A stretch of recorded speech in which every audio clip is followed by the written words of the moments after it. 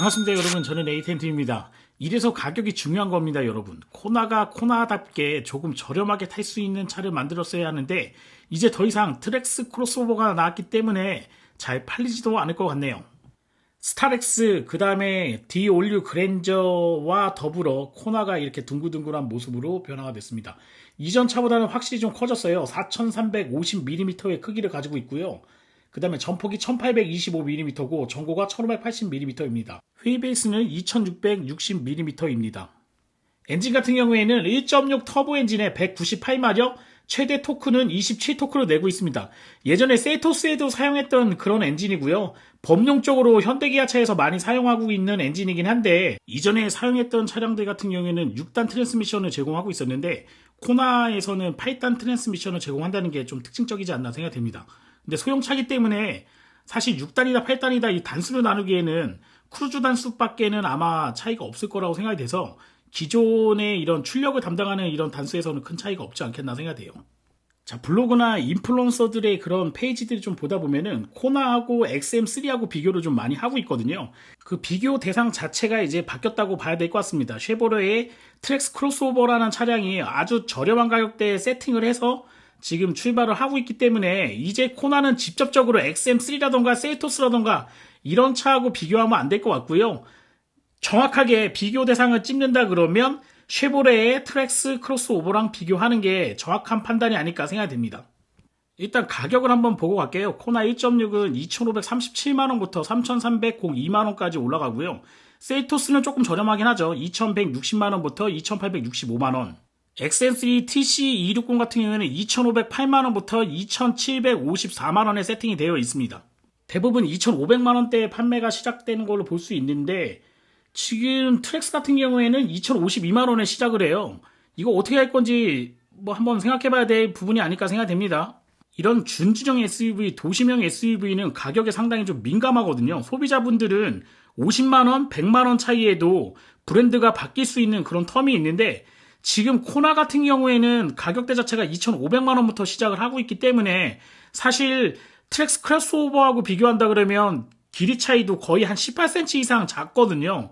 아무래도 우리나라 특성상 큰 차에는 조금 더 돈을 지불하는 경향이 있고 작은 차에는 조금 더 저렴하게 사려고 하는 그런 경향이 있기 때문에 이 부분은 아마 여러분들도 이런 종류의 준준형 SUV, 도심형 SUV를 생각하신다고 한다 그러면 한 번 정도는 고려해 봐야 되는 상황이 지금 여러분이 보시고 있는 이 가격대가 아닐까 생각이 됩니다.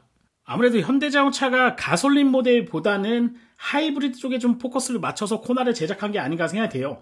코나 하이브리드 같은 경우는 3,119만원부터 옵션에 따라서 3,661만원까지 올라가거든요. 이것도 XM3 하이브리드 이테크하고 비교한다 그러면 이테크 하이브리드 같은 경우는 3,094만원부터 3,337만원에 세팅이 되어 있기 때문에 사실 가솔린에서는 요 트랙스 크로스오버한테 완전 밀리고 있는 상황이고요. 그 다음에 하이브리드 쪽에서는 XM3 하이브리드, 이테크 하이브리드한테 조금 밀리고 있는 상황이 아닌가 생각돼요. 현대자동차의 SUV 전략이 완전히 저는 변화했다고 생각됩니다. 원래는 소형 SUV 쪽에 좀 포커스를 맞추려고 했거든요.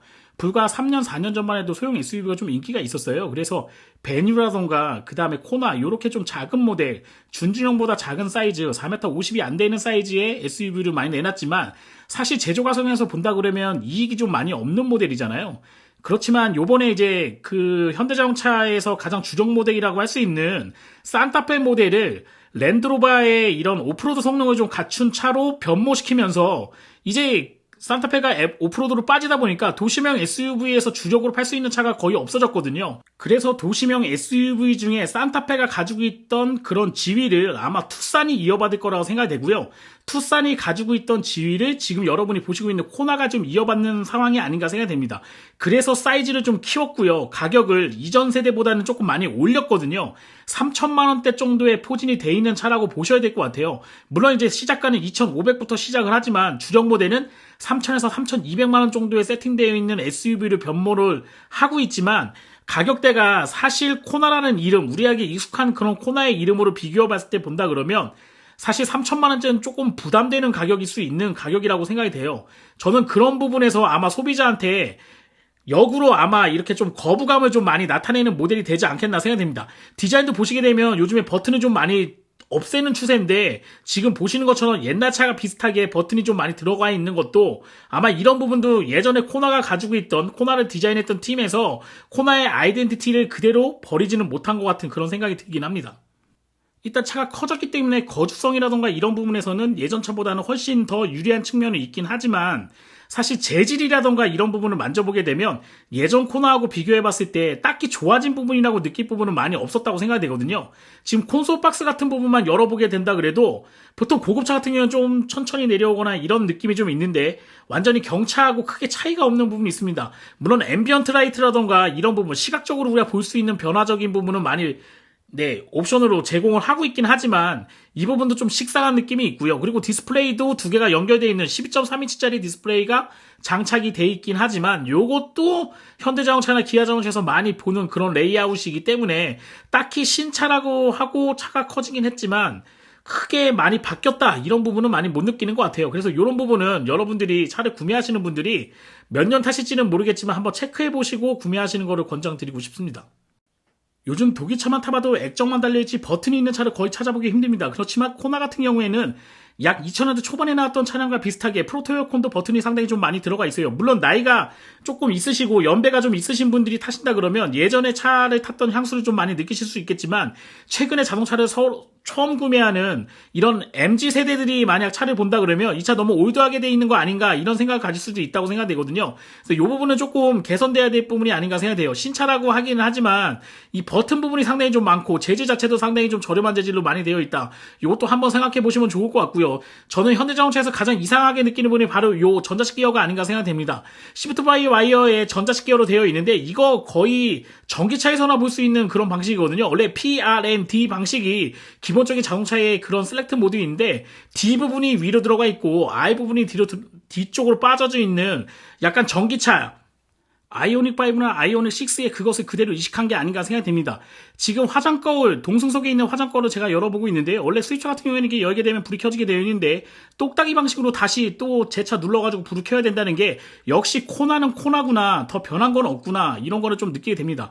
이 부분은 좀 개선을 해줘야 되는 게 아닌가 생각돼요. 가격이 몇백만 원 올랐다 그러면 그냥 요 거울만 드러나게 되면 바로 불이 켜지는 걸로 바뀌어야 되는데 이것도 아직 코나가 가지고 있는 소형차에서나 느낄 수 있는 그런 감성이 곳곳에 무너져 있고요. 이 부분은 아마 좀 하루빨리 좀 개선이 돼야 되지 않겠나 하는 생각을 가지게 됩니다.